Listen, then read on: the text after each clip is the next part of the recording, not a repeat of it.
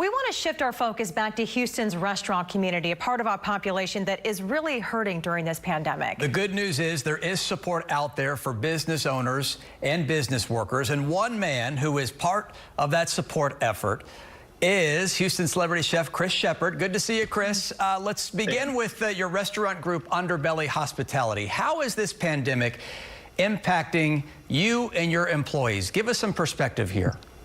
I mean, it was one of those things that once the mayor and the mayor's office decided, and rightfully great that they did, to shut down the restaurants. That it was we had to furlough 170 plus employees, and now we're down to just management staff doing meals to go, and it was the hardest day of my life. So. I can imagine. Yeah, we can only imagine, Chris. And we know that you're not just helping people in your restaurant group, but our restaurant community as a whole. Tell us about the Southern Smoke Foundation and how it's helping workers specifically. Southern Smoke was something that we started 5 years ago to help out. Originally started with MS research, but has shifted since Harvey to focus on folks in the hospitality industry and the restaurant industry in times of crisis. So. In the past 3 years, but specifically we'll talk about the past 2 months. Let's just say with Harvey, we had less than 300 applications that came in online. So folks can go in online, fill out an application. It goes into a verification committee, it goes to an awards committee, and then money is granted as soon as possible. For Harvey, we went through little less than 300 applications. Right now, as of today, in the past 2.5 weeks, we're over 15,000 applications. Wow. So in the past 2 weeks, Southern Smoke has granted 161 people funds over $313,000. So we're already on the move. And we're already doing it. It's just taking a little bit of time because, it's, like you said, applications are just rolling in. We got to go through and figure out what is a medical emergency first and then go from there.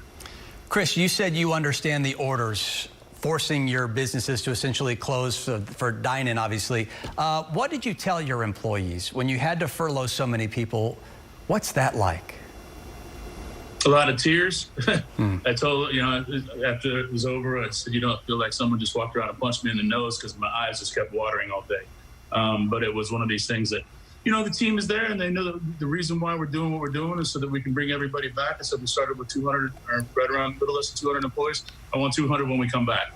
And that's the goal. That's why we're fighting every day, doing the to-go meals as much as we possibly can, keep the lights on, keep the bills paid, so that when this epidemic is over and we can go back, because when we go back, that's a whole nother thing. You're talking about however many restaurants and bars in one city trying to open at once. It's going to be another kind of thing that we're going to have to work through. But we got to start thinking about that now. But it's just getting to where we need to be so that all of our staff can come back to work. We do want to mention before you go that you have teamed up with HEB to put out these ready-to-eat meals during this pandemic. Tell us more about that real quick. Yeah, it was one of those things that when we started doing the to-go meals at the restaurant, it didn't make sense to do a lot of hot food. So we started focusing on more ready-to-eat meals where you just pop them in the oven and they're ready for you whenever you want. It was kind of the idea that instead of just having somebody come in and buy one thing, they would buy 5 or 6 things or 10 things for their family. And then HEB so kindly really reached out to us and said, hey, do you want to put these in the grocery stores with us? So we figured out a way. And the thing about this is that's so amazing is that the team over there, they're not taking a penny from it. Everything that they sell, that money comes directly back to the restaurant. And it just blows me away, the generosity that Houstonians can do for Houstonians, and a company like that, a Texas company that can really take care of their own. And they're starting to branch that out all across the state with restaurants in each city. So it's really a beautiful thing. So people can go to the grocery store and get a taste of the restaurants. I know right now there's 3 in there. There's us, Cherry Block, and Brennan's, and I know that they're expanding to more. But for us, it's a game changer.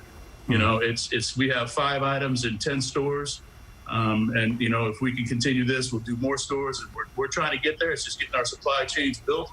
Because, we made the decision to, when we did these things, to employ local companies to help us out. So, the people that make the dumplings for the beef and dumplings, They were doing 300 pounds a week before. Now they're doing 300 pounds every 2 days. Wow. So it's really changing not just our ability, but the whole pipeline in our community.